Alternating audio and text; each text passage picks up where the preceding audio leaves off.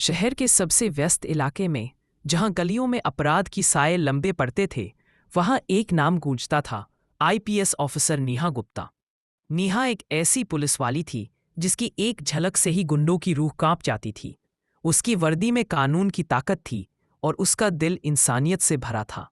वह हर उस मामले को गंभीरता से लेती थी जिसे लोग साधारण समझकर टाल देते थे। एक दिन नेहा के पास एक फाइल आई। मामला था एक छोटे से मोहल्ले की लड़की माया का। माया एक होनहार मेडिकल स्टूडेंट थी जो शहर के सबसे बड़े medical college Saint John medical institute में पढ़ती थी। उसे कॉलेज से अचानक निकाल दिया गया था। कारण, उस पर नकल करने और अनुशासनहीनता का आरोप था। पुलिस ने इसे एक सामान्य अनुशासन का मामला मानकर फाइल बंद कर दी थी, लेकिन नेहा को यह बात हजम नहीं हुई। उसे लगा कि इस केस में कुछ गहरा राज छुपा है। नेहा ने इस केस को अपने तरीके से सुलझाने का फैसला किया। उसने अपनी पहचान छुपाकर कॉलेज में एक लाइब्रेरियन की नौकरी के लिए आवेदन किया। उसने खुद को निशा मेहरा के नाम से पेश किया, एक साधारण शांत स्वभाव की महिला जो किताबों और ज्ञान की शौकीन थी।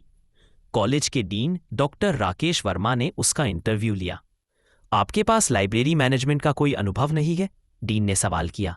नेहा ने मुस्कुराते हुए जवाब दिया, सर, किताबों से मेरा पुराना रिश्ता है। मैं व्यवस्था और अनुशासन में विश्वास रखती हूँ। मुझे मौका दीजिए, मैं साबित करूंगी कि मैं इस काम के लिए सही हूँ।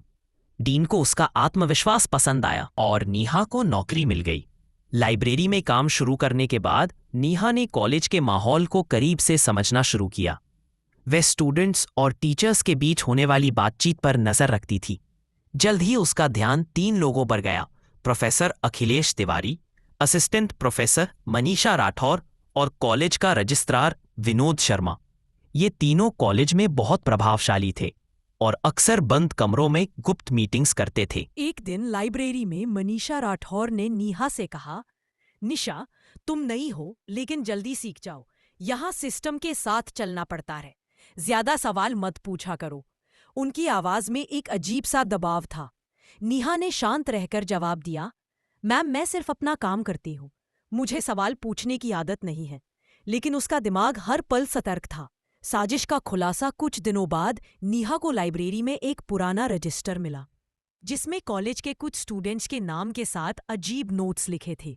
माया का नाम भी उसमें था और उसके नाम के आगे लिखा था नॉन कंप्लायंट, रिमूव। नेहा को समझ आ गया कि माया को जानबूझकर फंसाया गया था। उसने अपने एक विश्वसनीय जूनियर ऑफिसर इंस्पेक्टर रिया को इसकी जानकारी दी और उससे कहा कि वह कॉलेज के सीसीटीवी फुटेज और इन तीनों की गतिविधियों पर नजर रखे। एक रात नेहा ने प्रोफेसर अखिलेश को रजिस्ट्रार के कमरे में जाते देखा। उसने चुपके से अपने फोन का रिकॉर्डर ऑन किया और दरवाजे के पास खड़ी हो गई। अंदर से आवाजें आ रही थीं। माया को हटाना जरूरी था।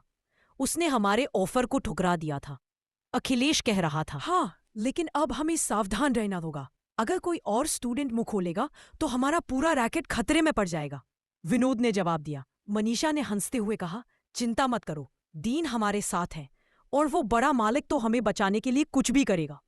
नेहा को समझ आ गया कि ये लोग किसी बड़े रैकेट का हिस्सा है। उसने तुरंत अपने रिकॉर्डर को बंद किया और रिया को सारी जानकारी दी। अगले दिन नेहा ने एक चाल चली। उसने लाइब्रेरी में जानबूझकर एक फर्जी नोट छोड़ा जिसमें लिखा था कि उसे माया के केस की सच्चाई पता चल गई है। उसने ये नोट इस तरह रखा कि वह अखिलेश के हाथ लगे। जैसा नेहा ने सोचा, अखिलेश घबरा गया और उसने तुरंत विनोद और मनीषा को बुलाया। तीनों ने नेहा को लाइब्रेरी में अकेले बुलाया। निशा, तुम ज्यादा होशियार बनने की कोशिश कर रही हो, विनोद ने धमकाते हुए कहा। जो लोग हमारे रास्ते में आते हैं उनका हाल माया जैसा होता है। नेहा ने शांत रहते हुए कहा, मुझे नहीं पता आप किस बारे में बात कर रहे हैं। मैं तो बस एक लाइब्रेरियन हूँ। लेकिन जैसे ही अखिलेश ने उसका कॉलर पकड़ने की कोशिश की, नेहा ने अपनी जेब से आईपीएस बैज निकाला। मैं निशा मेहरा नहीं, आईपीएस नेहा गुप्ता हूँ और तुम लोग अब कानून के शिकंजे में हो।